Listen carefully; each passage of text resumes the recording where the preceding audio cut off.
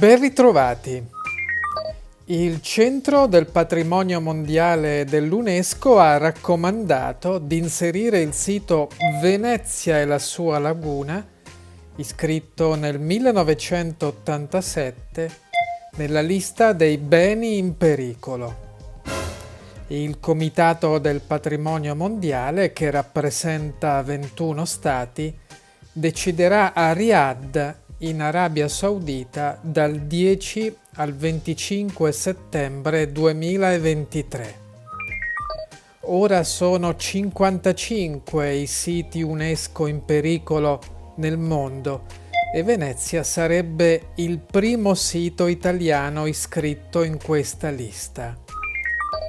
Si riconosce il lavoro svolto per proteggere la laguna, ma l'UNESCO cita il nuovo sviluppo con impatto visuale su Venezia, il livello del mare e i fenomeni provocati dai cambiamenti climatici, gli effetti negativi del turismo di massa.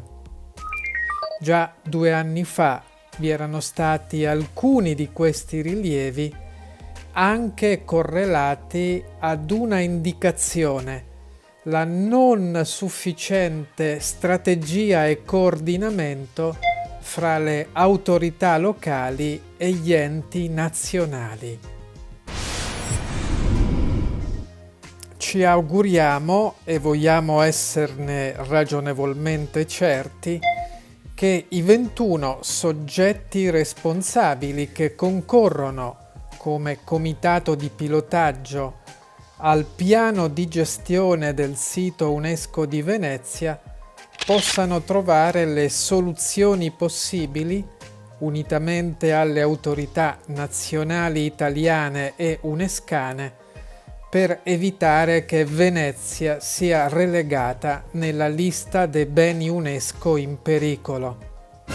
Se ciò dovesse avvenire, lo stato di conservazione di Venezia verrebbe monitorato costantemente e annualmente e il comitato potrebbe richiedere ulteriori tutele, sino ad arrivare, nei casi più complessi, a cancellare il sito dalla lista dei patrimoni dell'umanità.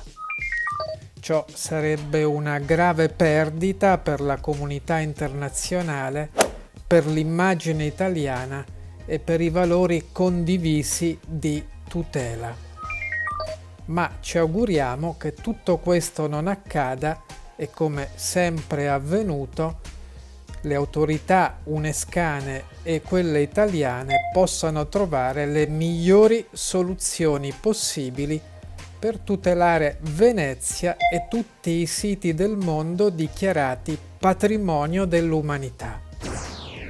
Arrivederci.